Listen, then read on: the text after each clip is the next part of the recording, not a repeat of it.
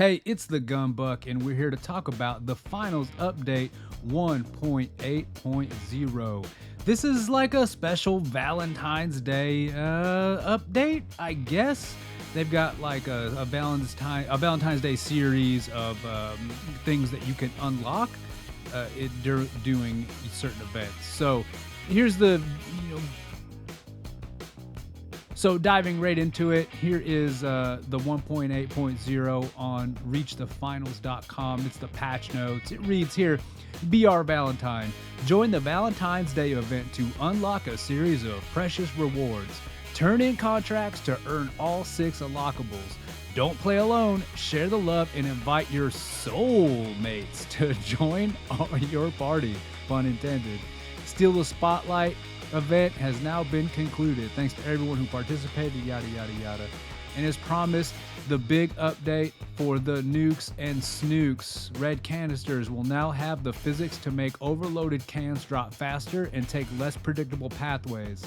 They've also removed the accidental double explosion and stacking damage from barrels with attachments.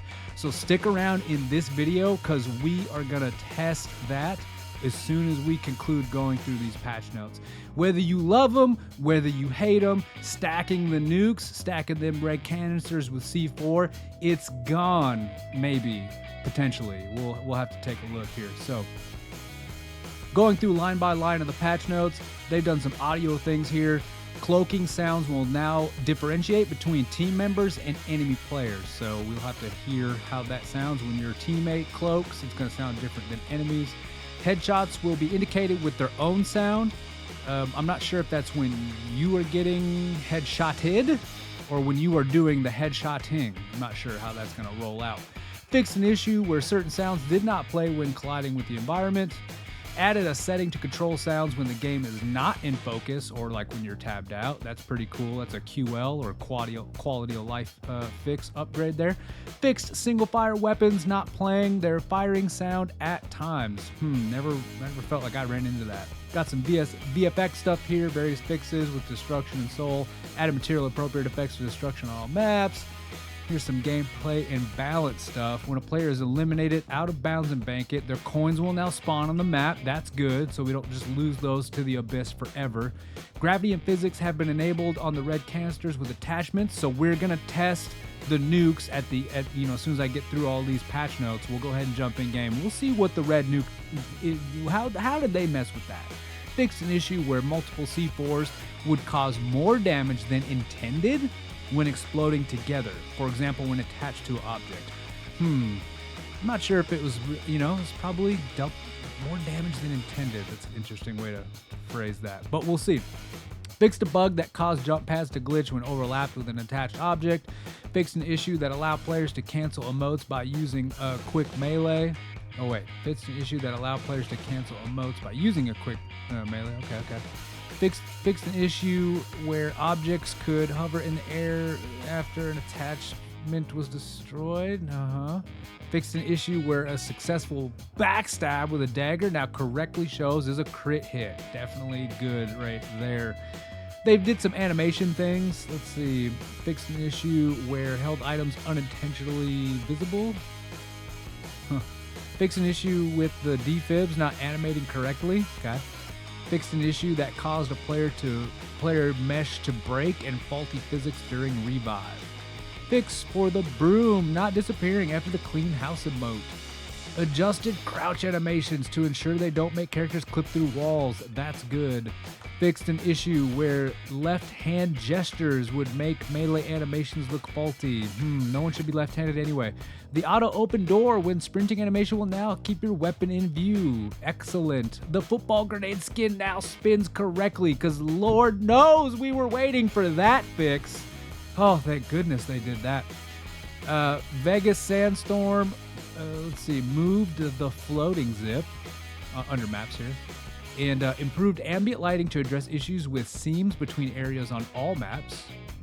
Got some UI fixes. Fixed an issue that caused the career progression page to lock when quickly switching pages via controller. Alrighty. Corrected mislabeled career reward items. Tournament overview screen will now show the correct contestant customization. Okay. Fix for players to always be in the center of the team in the tournament overview screen. Okay. Fixed an issue where an item could not be immediately equipped after purchasing it in the customization screen. That's an issue. Glad they fixed that. Consoles. Reduced input latency on the Xbox Series XS. Good for you, Xbox owners. Security. General security fixes and improvements. That's always good. Maybe we can work on the cheating, the anti-cheat a little more. General. Improved boot times on PC. That's great because, man, sometimes it's slow to boot. Voice chat. Move chat settings higher up in the audio settings tab. Great. Players not using voice chat will now see an indication that the team members are using it, and they should be prompted to do so because you need to talk in this game. What is wrong with you not talking? Added push-to-talk key binding in the voice chat menu. Good. Fixed voice chat output volume so it is applied correctly. And last but not least, fixed an issue with voice chat privacy settings so all options are respected. Okay, that's the patch notes 1.8.0. Let's get in game and take a look at what the what happened to the nukes. Let's check it out. All right, let's try that one more time. All right, let's grab that.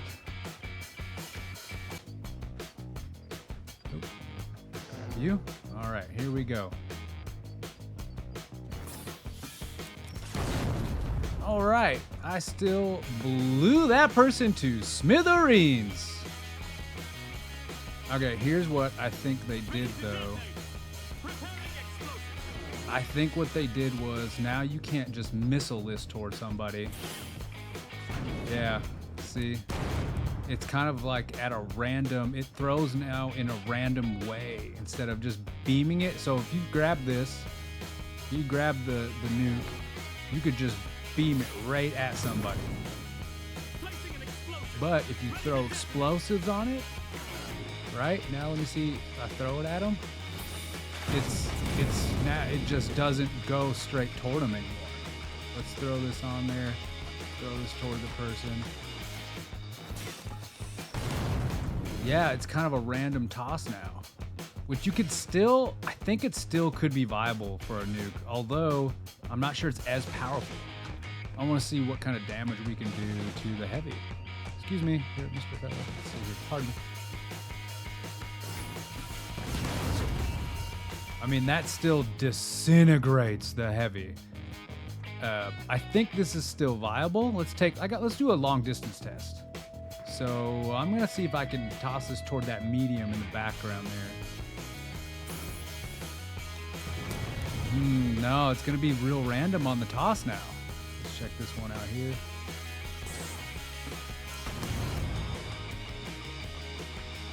Standing in the exact same spot. Yeah. Yep, it's gonna be more of a randomized toss. So the mechanics that they're doing, so it seems like the mechanics that they've done or that they've changed when you attach something like C4 to a throwable, it's gonna make the toss more randomized. With every throw, it's gonna be a little different. Let me see if I raise that up a little bit. Yeah, it's gonna have a weird bounce. So instead of just beaming, whereas like when I take this thing here and I stand in the same spot, watch. Just look at it, just straight beams toward that kid. So that's the big difference. You know what? I still think this is going to be a nuisance because check this out. I mean, this thing is still going to be able to one-shot a heavy. Watch this. Look at that, one shot. I mean, that heavy is mincemeat. So I think in certain situations, the nuke is still going to be pretty beastly. But it's going to be interesting now. It's going to take more of a skill. There's going to be more of a skill gap and some randomness involved, just depending on how that thing's going to bounce after you toss it. So that's what I've got. Let me know what kind of testing you've done with the nuking or what you think of how they've changed the C4 red canister